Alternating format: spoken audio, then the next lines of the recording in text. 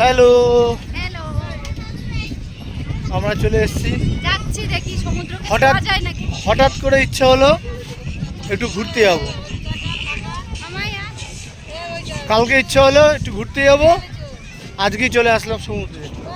বাড়ির কাছাকাছি সমুদ্র বলতে বকখালি। চলে এসেছি আমরা বকখালিতে। আমি, আমার হেডেক, আমার পুচকি। ও আচ্ছা, হেডেক বলে আমার খোঁজে আয়।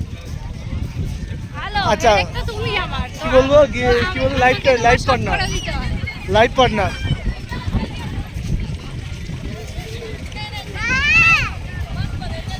আর আমার বাবা এর খালি বায়না, বালি নেবে, বালি গাড়ি কিনবে।